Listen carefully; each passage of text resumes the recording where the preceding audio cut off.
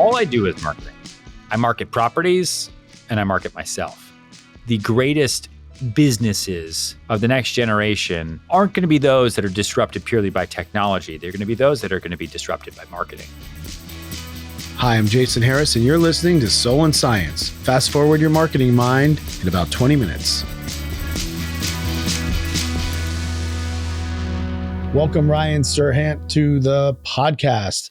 Ryan is one of the most successful and well-known real estate brokers in the entire world. After a decade leading one of New York City's top-ranked real estate teams, he founded Serhant, the first brokerage designed for the marketplace of tomorrow. After learning the nuances of the industry as a solo agent, Ryan created the Serhant team. He expanded the team every year for 9 years until it consisted of more than 60 agents and marketing support staff. Along the journey, he formed the Serhant team new development group and quickly ranked as the #1 sales team in New York by the Wall Street Journal for 3 straight years. His team has done over $4 billion in sales, has sold more than 80 new development projects across New York, LA, and Miami, and has broken price per square foot records across the city. Ryan is also known as a star of Bravo's Emmy-nominated $1 Million Listing New York and its spin-off show, Sell It Like Serhant. In 2018, Ryan started his own entertainment and media company, Serhant. Serhant Studios is an in-house marketing arm and production company for Ryan's real estate and television endeavors. To date, content produced by the studio averages over 100 million impressions per month. The media arm has helped grow Serhant into the most followed real estate brand in the world through Ryan's YouTube channel, the Facebook Watch show Unlocked, and the first of its kind real estate media network Listed. Damn, man, how many things can you do at once, Ryan?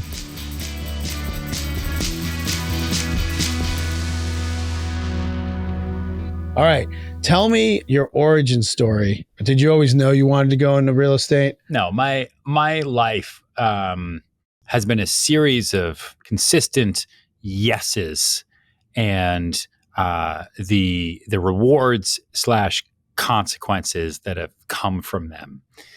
I moved around a lot.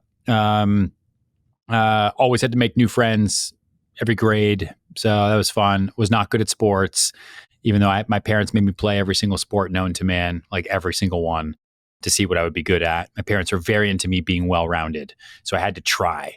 The whole thing was always, you'd rather regret the things you did than the things you never tried, and that will be etched into my brain for the rest of my life. So I tried every single sport, wasn't good at it. The one thing I actually did like, that was good at as a little kid, was theater. I love the stage. I love being in front of people. I think I love pretending to be other people, probably more so than being my chubby, acne-covered self, who had to make new friends in every grade. And so it gave me an outlet. And so I resonated more with the theater kids and the theater environment. So I moved to New York City against the parents' wishes to try acting. And I had 2 roommates. We lived at 354 East 66th Street, apartment 3A, and got broken into the first week. So that was scary. My God. New York. People say New York's dangerous now. New York's been dangerous since the day I moved here. It's just like people either talk about it or they don't talk about it. People just really like talking about it right now. They do. And I gave myself 2 years to try acting. Like, I gave myself 2 years to try acting, to try theater. I did open call auditions every single day, submitting my resume to different, agents and casting directors every single day, making student films every single week. I got onto an internet reality show called In Turn Season 2 on the internet. It was on CBS.com to try to find the next soap star on As the World Turns. And I won.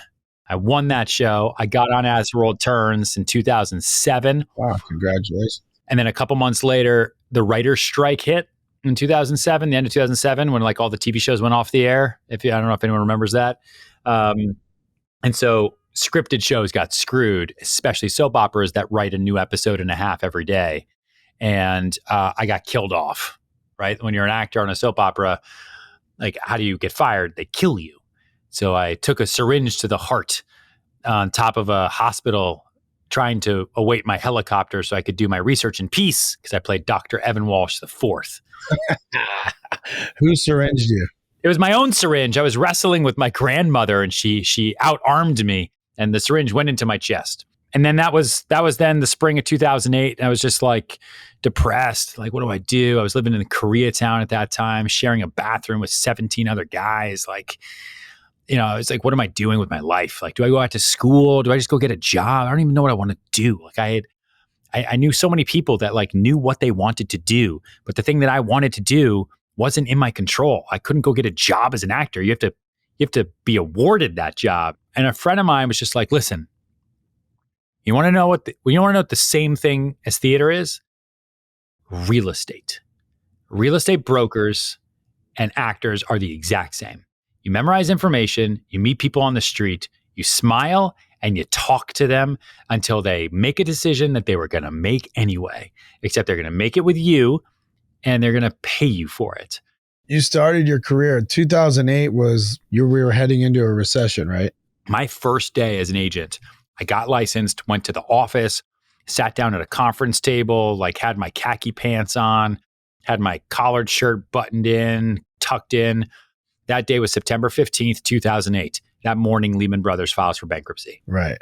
The benefit to getting started at the worst possible time was because I had no understanding of what this job was going to be like. So all I knew was everything's hard. It is so hard. Most of my clients just keep getting fired. I guess that's just what life is like. I had no idea. I'd meet a client, he'd have the New York Times in his hand. The New York Times would say, if you're looking for a house, you should kill yourself. New York City is dead. It's over. And then he'd get fired because he worked at Deutsche Bank, right? But every real estate agent was quitting because, the world's over. They had apartments, they had mortgages, they had families. You go from making money to making $0. What do you do? And so they were quitting. So I was then like by myself in this office, and the CEO didn't quit. So all of a sudden I had like lead flow given to me that I never had previously, that no one ever had previously because he had no one else to give it to because like it had just been vacated. I was Forrest Gump and Lieutenant Dan in the hurricane. Right. We were in the water. Everyone else, their ships were docked, right? They were calling it quits. They were out. And I was out there like waving at the storm saying, bring it. I don't even know what this storm is. I don't even understand. I don't watch CNBC. I don't even have a TV. I was completely oblivious to the pain. Fast forward to 2020, the stock market falls 10,000 points and I have a heart attack and I'm trying to start my own company. And I'm like, what? You started your own business during the pandemic, right? Do you now know from that learning, you see opportunity when oh yeah, always. Yeah. 2008, I get started in the business and 12 years go by. Okay. I got good at it. I started selling a lot of real estate. I figured out how to do it. I trained myself.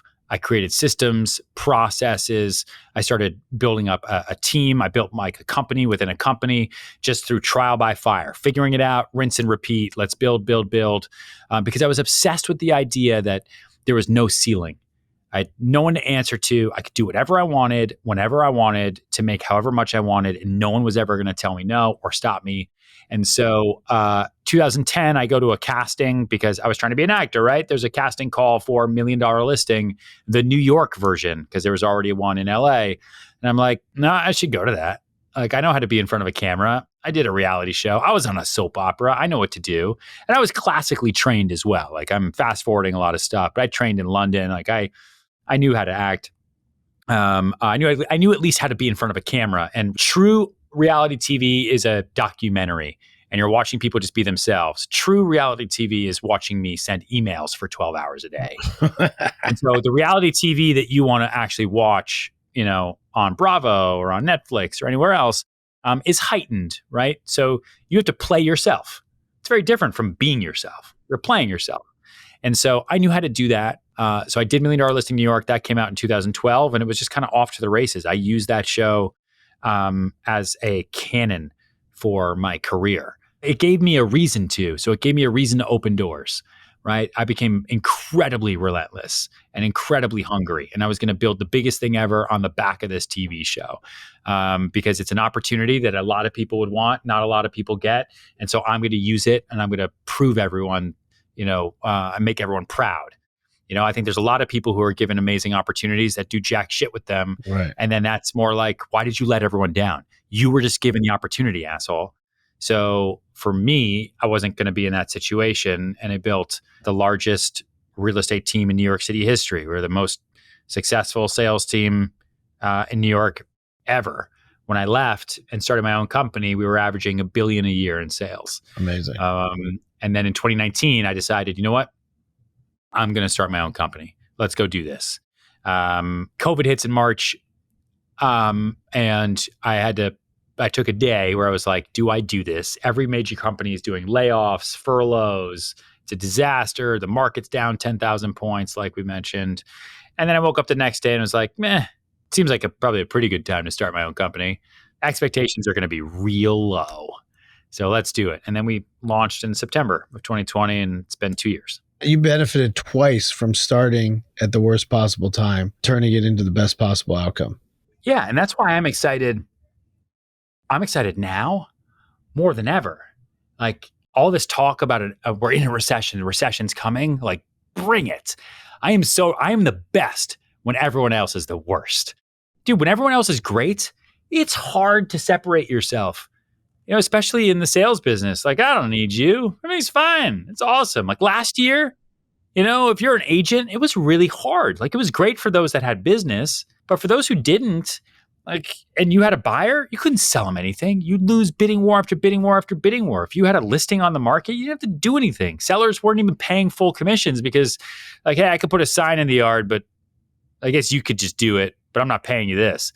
Now, volatility, right? Like everything's a lie out there. Again, FTX did us a massive favor. Everyone's afraid of the establishment again. Everyone's like nervous about, politicians again. The world is going to come on fire again. It is the best. It is great. A massive opportunity, and it reinforces the need for good people. Yeah. Good people who are great at what they do. Where you say, you know what? Could you just do it, please? I'll pay you what you deserve because you're good at what you do. And that's where we excel. When you launched, how many agents did you have with you? One. You had one. Yeah, I couldn't take my team. I mean, I had to get out of my last company. That was a podcast in and of itself. So I got out of there and I had one. It was just me. My first employee was my CFO because in brokerage, it's all about the money, right? So I needed somebody to manage the money, right, and the process. And I've always wanted to set up something much bigger than what we have. So let's set up a 1,000 person company infrastructure for 3 of us. That way we can grow into it. Then once we get to 1,000, let's set up a Fortune 500 company, and then we could build and build and build. Otherwise, I'm going to be playing systems and process and IT disaster games forever, and I don't want to do that. I just want to be focused on the work. Is that what your focus is now, is to build something that big? Yeah, through expansion and brand, right? Expand and brand. That's all I focus on every day. Those are my 2 uniquely qualified places to focus my time. Do you remember becoming a confident person? Because obviously in acting and in real estate, you got to really be confident in yourself. Do you remember when that switched for you? Yes, I do. There was this guy in my office named Ben who just crushed it every day. Like he crushed it every day. And he would bring in like checks and commissions, and he was selling apartments. Like he had nice suits and everything. I had one of those like self-loathing moments of like, this is bullshit. Like how can he do it and I can't do this? Like I had like clients yelling at me on the street because I was getting lost. Like I had no idea. I didn't have an iPhone with GPS at the time. Like I was on my Palm Trio with MapQuest directions printed out in my pocket. And so I remember going up to Ben and was like, you know what, man? You crush it. You're the man. How do you do it? Could you just give me like a few pointers, pieces of advice? Like, I'm not going to take your business. I don't even know how to do your business. And he just looked at me and he said, nah, man, I ain't telling you shit. And that was New York. And I really hated him for a minute there. But in hindsight, I really, really thank him because he didn't help me. And because he didn't help me, I had to figure out a way on my own. And it's always better that way. The next day, I get a phone call from a woman named Jun Shen from China, who like accidentally, I think, called my office line looking for an apartment in New York City. And in any given moment, any other day, I would have just passed off the phone call. I would have given it to like anyone else. literally, because she was a sale. I'd never done a sale before in my entire life. I had no idea what I was doing. But based on what like Ben said to me the day before, and I was so just like out of it, it's like, you know what? Fuck it. I can help you. How can I help you? She said, I'm looking for an apartment. I'd like to fly into New York. I'm like, from China? Really? Okay. Who's the apartment for yourself? No, it's for my daughter. Wow. You're a great mom. How old's your daughter? She's not born yet. Wow. You are forward thinking. How much would you like to spend? I'm just asking her like the simplest questions ever. She's like, $1, 2, $3 million. And like my heart stopped because I've been doing like $2,000-$3,000 a month rentals. It's like if I made 3% on a $3 million deal, it's $90,000. Are you kidding me? You know what? Fuck that guy, Ben, and everybody else. I'm the greatest real estate broker in the history of the world starting right now. June, I can absolutely help you. I'm going to send you options to look at online. So I sent her a bunch of options. She made plans to come here. She was super responsive with me, which is like better than even most of the people I talked to today. And she flew in. And before she flew in, it's like, okay, if I was an actor and I was doing this and I go on stage, I have to have confidence. I got to be strong. That's what people are believing in. They believe in the character. They don't believe in like, oh, look at little Ryan pretending to be a tree. Like they believe in the character. So she's got to believe that I'm Ryan Serhant, the greatest real estate broker that ever lived, and I'm here to sell her a multi-million-dollar apartment in New York City. So I went to Macy's and I got a suit, my first suit. I like cleaned up my apartment. It made me feel good. I got a car and a driver. This is before Uber, right? So it was like I had to call like the black car line. I think it was like 77 limos. I think that was like the number 777 LIMO back then, where you get like a car and a driver and a town car. And the morning she arrived, I remember waking up and I'd never felt more confident in my life.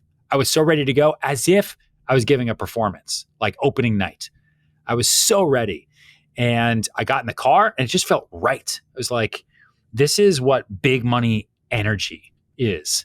Like, I can't change my circumstances, but I can change my energy, and the energy will affect my outcome. And I picked her up. I knew everything. She immediately fell asleep in the car because she was jet lagged. So there was very little talking. She was in like a velour tracksuit. We went around a bunch of different apartments. One of the buildings, 80 Riverside Boulevard, apartment 21L. This is in springtime-ish of 2009. She liked, and we negotiated that deal at midnight at the St. Regis Hotel because that's when she was awake. And we did that deal for $2.3 million. And I remember my commission check after all the splits with the house and all the stuff was like $24,000. And it was the most money I'd ever seen in my entire life. It was like, you know what? I am now the greatest agent of all time. I just did a foreign investor deal to a fetus. I can do this to anybody. And I just have to believe that I can do it. And I just got to tell everyone I'm the best. If I do that, everything's going to be okay. And like that deal set me up for life. Like I will never forget it. Confidence is a bit of acting, sure, but it's all about being prepared. And you were so prepared that gave you the confidence to truly be confident in what you were doing. Yes. Is that something you pass on to your agents? Yes. I make every agent, I don't force them, I don't handcuff them, but I make every agent take improv classes. I make every salesperson take improv classes. If you're in sales and you haven't gone and taken an uncomfortable improv class, then you are selling less than you could, which just means you're making less than you could, which just means that you are okay making less money than possible, which is crazy to me. Improv teaches you to think outside the box. It teaches you how to think on a whim. It teaches you how to be witty. It teaches you how to think around scenarios that are weird. It teaches you to be comfortable with being uncomfortable, which is all things sales. Every sales appointment I've ever gone on has been with strangers. My entire job is meeting strangers all day long and trying to make them my friend in 15 seconds. Like that's my job. That's what I do. Like I don't, it's, you go on sales pitches all the time. Maybe you do a bunch a year. Like I do it 12 times a day. So you got to rinse and repeat and be able to do it really, really, really fast. And you got to become like a sniper at it. And that confidence, you got to walk that fine line, right? feel like present Ryan? Like, obviously you're mad successful. Are you now thinking about like, I'm still not there. I got to go bigger and bigger and bigger. And don't you think that at some point it can't be healthy to always be thinking about future Ryan?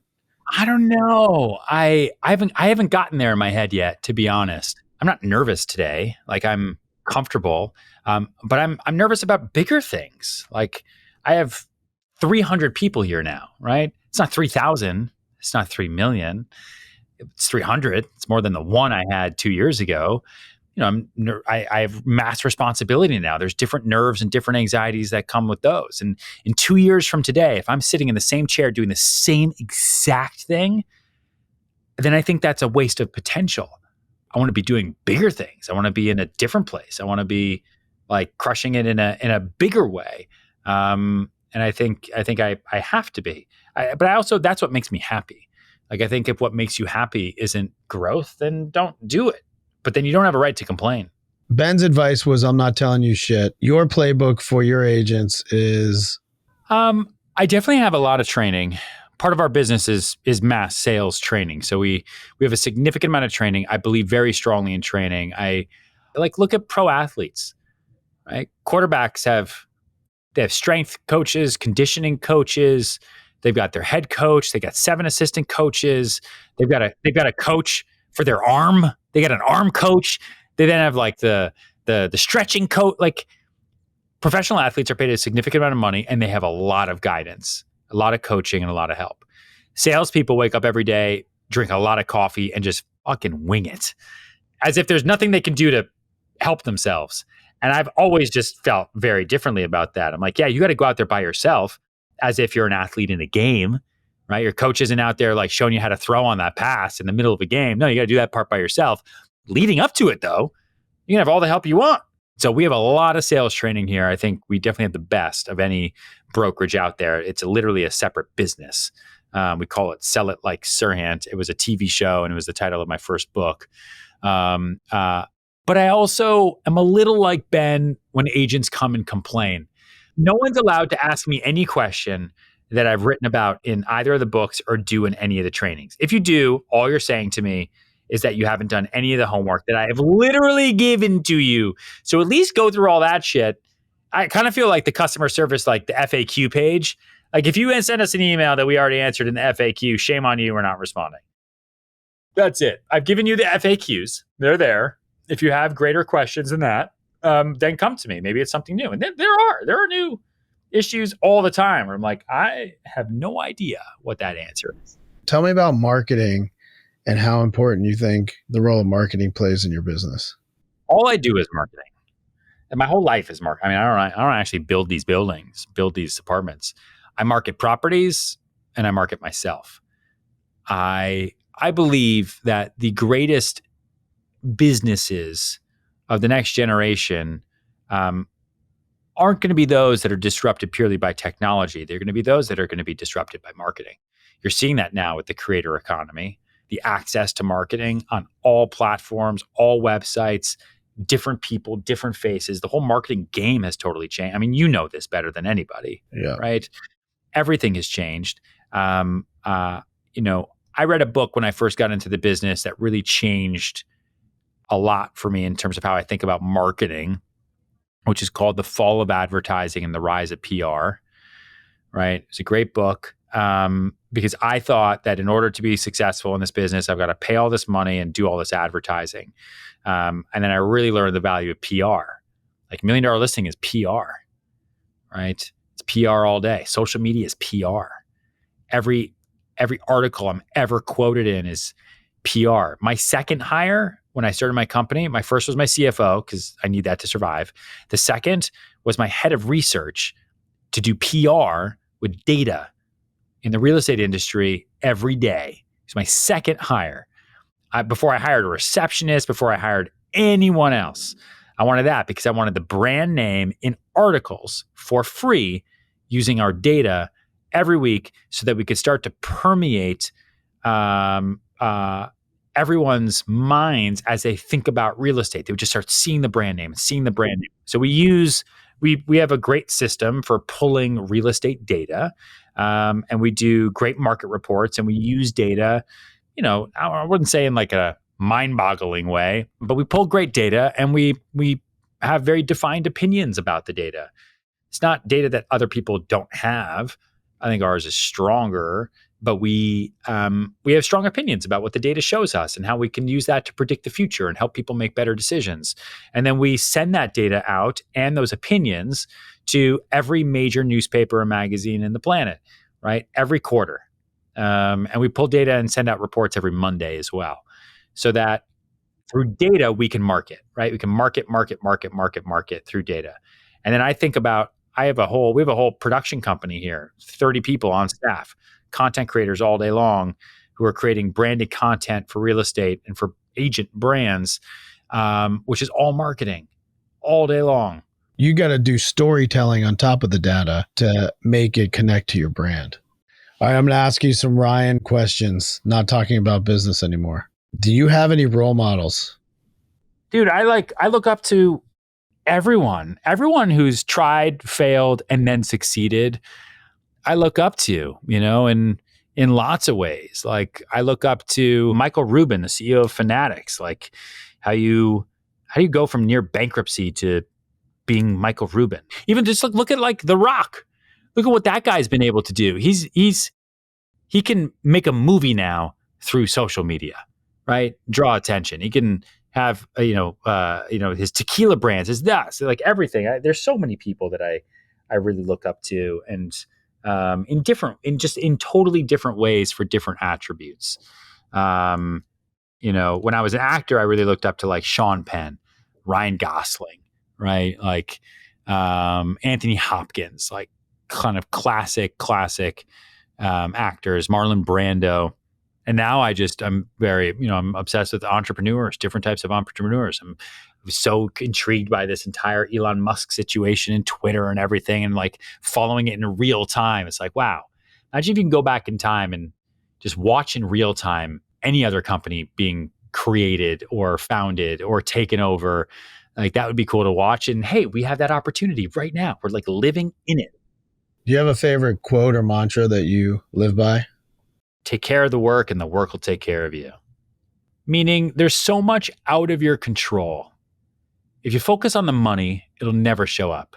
But if you know what you need to do for the work, what is the work? If you just do the work is going to take care of you. You're going to make money. You're going to be successful because you focused on the work. You cared about the work. You obsessed about the work. So if you take care of the work will take care of you. Love that. Where do you feel you do your best work? I probably come up with my best solutions at the gym. My phone is full of like the most random notes and text messages to myself while I'm working out at 5 a.m. The answers will just come up and I'm like, oh, that thing. How did I not think about that before? The most random stuff will come up with at the gym. And then I send out my aggressive text messages, both to myself and to everybody else, nice and early. Because that's when I just think the clearest. When the day starts, now I'm thinking about the day. I'm thinking about what I'm doing. I'm here with you. I'm like I'm doing stuff. I'm all over the place. What is a goal that you want to accomplish in your life? I would love to like have an exit one day. Like, that's my bucket list. Maybe it's like our education business. Maybe it's something. Maybe it's my entire company. I have no idea. Like, I'm so far from anything like that, but I'd love to, like, every dollar I've ever made, I remember. Like, it's a deal that I've done, right? Yes, the commissions get larger, but like, I know exactly what they are. And I remember them all, and they're all a lot of work. I've never had equity in anything in my whole life until today. And so I'm excited for what I could potentially build. Like, what is that worth? I have no idea. Maybe it'll never be worth it. Do you have a personal goal that you want to accomplish?